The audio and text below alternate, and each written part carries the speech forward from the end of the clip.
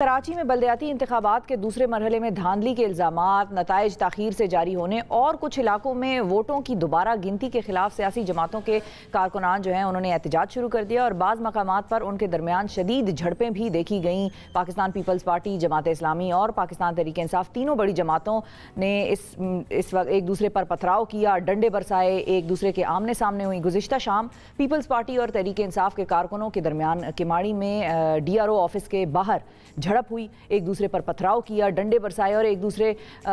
کو زخمی بھی کیا۔ جھڑپ میں 2 صحافی سمیت کم از کم 3 افراد جو ہیں وہ زخمی ہو گئے۔ اور اس صورتحال پر ہم کراچی میں موجود جو ہمارے بیورو چیف ہیں سید عارفین مہدی صاحب، ان سے مزید تفصیلات جانتے ہیں کہ اب یہ معاملہ کہاں تک پہنچا۔ السلام علیکم عارفین صاحب۔ وعلیکم السلام شفا۔ بہت شکریہ عارفین صاحب، آپ نے وقت نکالا۔ سب سے پہلے تو یہ بتائیں کہ یہ احتجاج جو ہے وہ اتنا ایک طرح سے خونی یا ایک طرح سے اتنا وائلنٹ کس طرح ہو گیا؟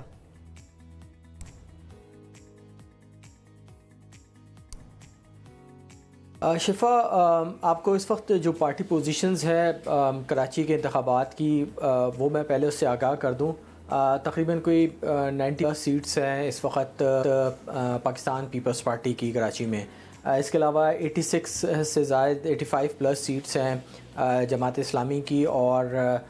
40 پلس سیٹس ہیں پاکستان تحریک انصاف کی۔ آپ کو پتہ ہے کہ ماضی کے اندر پاکستان تحریک انصاف نے 2008 کے جو عام انتخابات تھے اس کے اندر بہت بڑی تعداد میں یہاں پہ نیشنل اسمبلی کی اور پروونشل اسمبلی کی سیٹس حاصل کی تھیں۔ اب اس وقت سلسلہ یہ ہے کہ جو بلدیاتی انتخابات ہوئے ہیں اس میں جو ابھی موجودہ رزلٹس ہیں اس کے مطابق جو پہلی سنگل لارجسٹ پارٹی تھی کراچی کی وہ اب اس وقت تیسرے نمبر پہ آ گئی ہے، اور اسی کی یہی وجہ ہے جس کی وجہ سے پاکستان تحریک انصاف کی جانب سے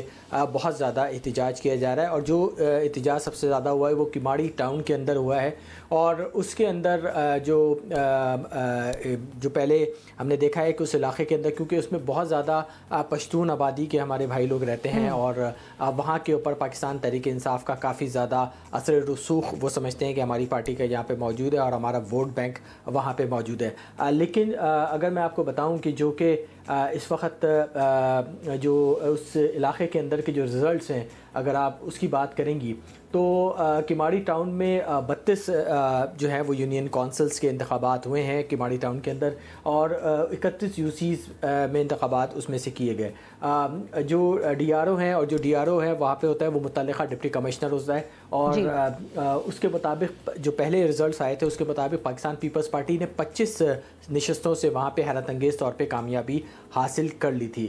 پاکستان مسلم لیگ نے 3 کی تھی، جبکہ پاکستان تحریک انصاف نے جو حیرت انگیز سب سے بڑی بات تھی وہ یہ کہ 2 سیٹس وہاں سے حاصل کی تھی، اور یہی ایک بنیادی وجہ تھی جس کے اوپر پاکستان تحریک انصاف کی جانب سے بہت زیادہ احتجاج کیا جا رہا تھا۔ کل وہاں پہ ریکاؤنٹنگ کی درخواست کی گئی تھی میروا ٹاؤن کے اندر، اور اس کے اندر جو ان کی یو سی کماڑی ٹاؤن کی UC8 ہے وہاں سے ریکاؤنٹنگ کی گئی، جہاں پہ پہلے پاکستان پیپلز پارٹی کے امیدوار کامیاب ہوئے تھے اور اب وہاں پہ پاکستان تحریک انصاف کے امیدوار کامیاب قرار دیے گئے ہیں۔ جو پاکستان تحریک انصاف ہے اس کی جانب سے یہ الزام عائد کیا جا رہا ہے کہ جو ڈپٹی کمشنر ہیں مختار علی ابڑو وہ بہت زیادہ سیاسی رول ایک ادا کر رہے ہیں، یہ ان کا الزام ہے جو کہ ان کے اوپر عائد کیا جا رہا ہے۔ اسی وجہ سے جیسے میں نے آپ کو بتایا کہ ماضی کے اندر اس علاقے کے اندر بہت زیادہ ہولڈ تھا، اور اس میں یہ کہا جاتا تھا کہ یہاں پہ پاکستان تحریک انصاف واضح اکثریت رکھتی ہے، لیکن وہ رزلٹ اس طرح سے نہیں آئے، جس کی وجہ سے پاکستان تحریک انصاف کے جو لوگ ہیں، جو لیڈران ہیں، جو لیڈرشپ ہے یہاں پہ، ان کے اندر بہت زیادہ غم و غصہ پایا جاتا ہے۔ نہ صرف یہ بلکہ پورے کراچی کے جو رزلٹ ہے اس کے اندر بھی یہ سلسلہ موجود ہے۔ لیکن اس کے ساتھ ساتھ کچھ بنیادی حقائق ہیں جن کے اوپر نظر ڈالنا بہت زیادہ ضروری ہے۔ جیسے میں نے آپ کو کہا کہ 16 نیشنل اسمبلی کی سیٹس تھیں جو کہ 2018 کے عام انتخابات میں پاکستان تحریک انصاف نے کراچی سے حاصل کی۔ صحیح، لیکن اب یہ جو جھڑپیں ہوئی ہیں سید عارفین صاحب یہ بتائیں کہ اب یہ جھڑپوں کا اینڈ نتیجہ کیا ہوا؟ جن چیزوں کے لیے یا جو مطالبات لے کر یہ تحریک انصاف والے کل ڈی آر او آفس کے باہر بیٹھے تھے، ان مطالبات میں ان کی کیا سچویشن ہے، اور اب آگے بھی کیا ان کا احتجاج کا پلان ہے، اور جماعت اسلامی کا کیا پلان ہے؟ کیونکہ ان دونوں جماعتوں کی لڑائی جو ہے وہ کل پیپلز پارٹی کے ساتھ ہی ہو رہی تھی۔ बिल्कुल हो रही है, लेकिन अब आज भी एहतजाज की कॉल दी गई है। आज भी पाकिस्तान तहरीक इंसाफ की जानिब से 11 बजे तमाम जो डिप्टी कमिश्नर्स के ऑफिस हैं, जो DRO हैं, उनको उनके आगे वहाँ पे बैठने की, वहाँ पे धरना देने की कॉल दे दी गई है अपने वर्कर्स को। और उसके ऊपर अब देखते हैं कि आज की सिचुएशन क्या बनती है। लॉ एंड ऑर्डर, जैसे मैंने आपको बताया कि लॉ एंड ऑर्डर, क्योंकि आपको पता है कि पाकिस्तान तहरीक इंसाफ के जो वर्कर्स हैं वो बहुत ज़्यादा चार्ज्ड होते हैं, और वो ज़ाहिर सी बात है जब इस तरीके की सिचुएशन बनेगी, क्योंकि पाकिस्तान तहरीक इंसाफ का ये मौक़िफ़ है, ये इल्ज़ाम है कि जो डिप्टी कमिश्नर्स कराची के अंदर तैनात हैं वो सियासी हैं और उनकी सियासी वाबस्तगियाँ मौजूद हैं, जबकि जो हुकूमत सिंध है और जो डिप्टी कमिश्नर हज़रात हैं उनका ये कहना है कि ऐसा बिल्कुल भी नहीं है। वो एक हुकूमती मुलाजिम है, एक गवर्नमेंट मुलाजिम है, गवर्नमेंट सर्वेंट है, और वो अपनी ड्यूटी सर अंजाम दे रहे हैं। तो अब ये सूरत हाल अब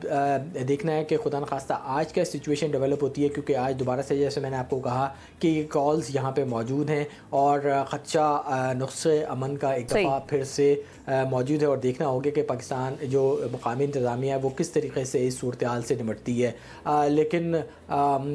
सिचुएशन जो है वो कुछ ज़्यादा अच्छी नज़र नहीं आ रही है। बिल्कुल सही है। बहुत शुक्रिया अदा करेंगे सैयद आरिफीन मेहदी साहब हमारे साथ मौजूद थे कराची से, हमारे ब्यूरो चीफ, और कल जो झड़पें हुई सारी सियासी जमातों के दरमियान उनके हवाले से बता रहे थे। अब आज फिर एहतजाज की कॉल है, देखना होगा कि एहतजाज क्या रंग लेकर आते हैं एहतजाज करने वालों के लिए।